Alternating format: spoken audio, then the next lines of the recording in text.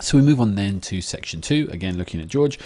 It's important to note right at the beginning the description of the bunkhouse, which is where they walk into. It's just the setup that the guys have, etc., etc., etc. And at the moment, it's currently empty. Apart from we've got these kind of flies beaming, these flies rushing around in the beams, and that's quite interesting, obviously, because they've kind of taken the place in the bunkhouse of the men by day while the men go out to work. But it just kind of shows the worthlessness of the men in there, or at least you can offer it to be read that way. When George meets Candy, and Candy tells him where he's going to be sleeping, and he sees the packet of ant disinfectant or ant killer, it just kind of George says, I ain't so sure, when actually Candy gives him the story. And that's really interesting because it just kind of shows that George doesn't really trust, or he's kind of wise enough. He doesn't want anyone to pull a fast one over. He doesn't want anyone to put a fast one over him, etc. But more importantly, it kind of adds to the tension on the ranch where no one trusts anyone, no one can trust anyone, and it's the world that Steinbeck wants us to actually understand. George again in control of Lenny. He scowls meaningfully at Lenny, and Lenny nodded to show that he understood, which is really important when the boss is talking to them, because again it shows the kind of the control he has over him, and again the kind of the fierceness in their relationship. George is always kind of quick with the tougher side rather than a softer side. Obviously he speaks for Lenny when he says him too, so obviously he's like literally here Lenny's mouthpiece, as well as sometimes Lenny's brain. Here the boss, the way it's actually described is the boss, when he's actually leaving after accepting the two men for the job, he turns and then looks at them for a long moment, and that's really interesting, the long moment, because obviously he's considering something there, and obviously he's considering how strange the situation is. And this is after the boss has said time and time again, don't try and pull a fast one, etc., etc., etc. So it kind of gives us an idea about how strange George is in this relationship with Letty, not necessarily because in and of Lenny himself, but just the fact that they're two men traveling together. That's going to be the interesting thing, and he says as much. He reprimands Lenny over, when Lenny actually kind of talks out of turn, even though he only just repeats what George said. It just sounds a bit awkward, and no one really understands why he said it, and why he actually only chose to say that bit instead of saying nothing at all. And again, he didn't kind of follow George's command. It's interesting for us in several reasons. First of all, because George obviously is quick to lose his temper at him, actually says he nearly cost us the job. And second of all, because it shows us that Lenny doesn't follow instructions very well. So if he's not following instructions very well at the start, then he's not going to follow instructions very well at the end, and obviously that's his undoing, because of the way he doesn't pay attention to staying away from Curly's wife.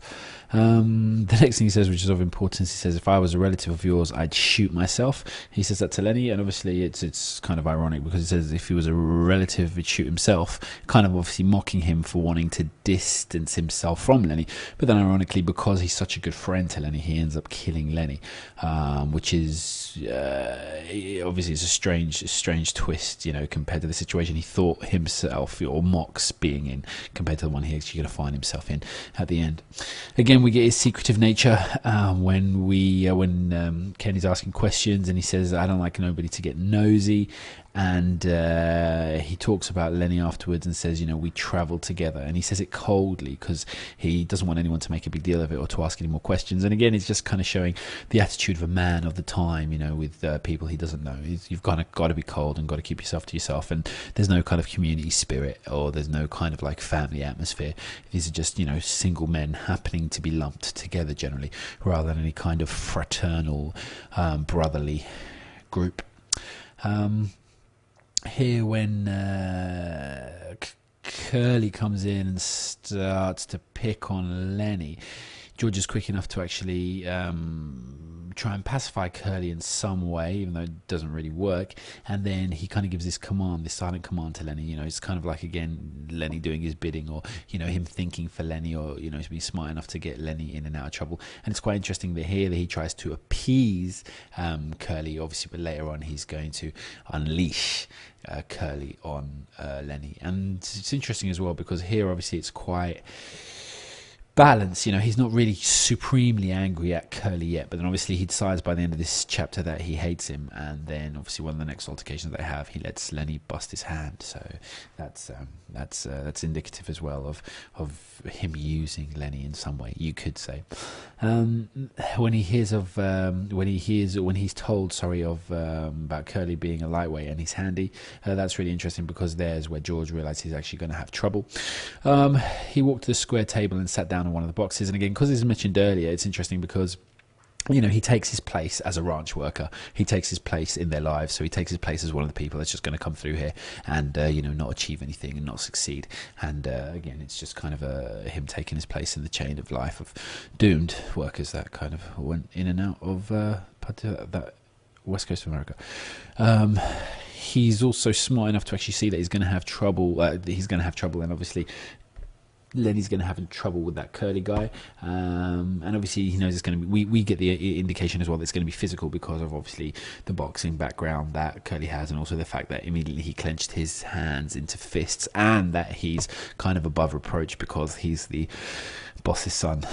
And then we get this really interesting kind of I'm going to say like foreshadowing of his actions, because Slim says when his dog has 9 pups, he drowns 4 of them right off because the mother didn't have enough to feed them, and it would be too much of a drain on the mother, and secondly, obviously, it would be unfair on the pups to not have enough, or either way around, it wasn't really going to work.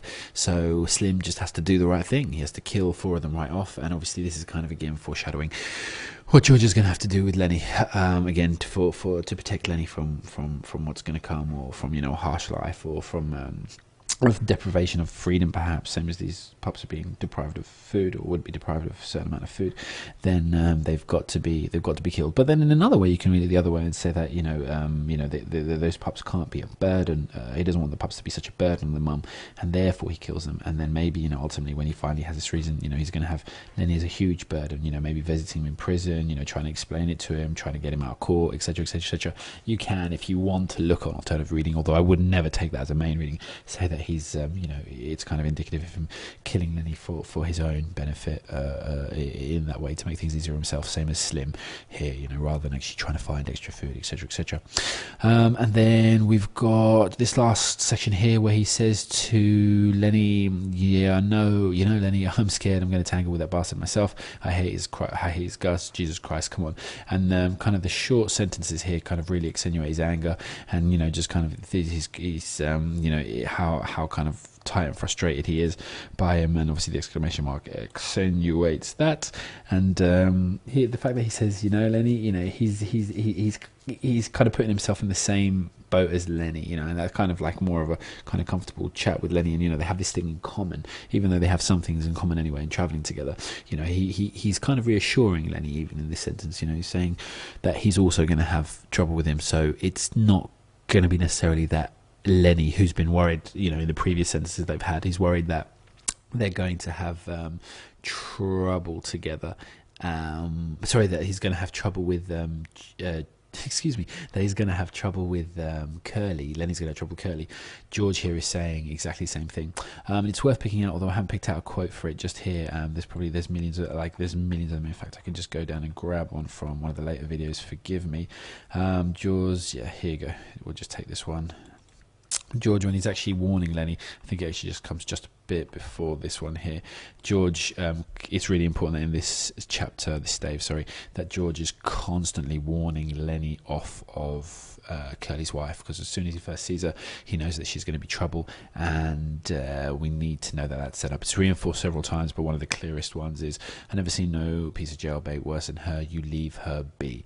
And basically he calls her rat bait and other things as well. Basically just indicating to Lenny that she's a whole load of trouble. And then we'll revisit George again in section 3.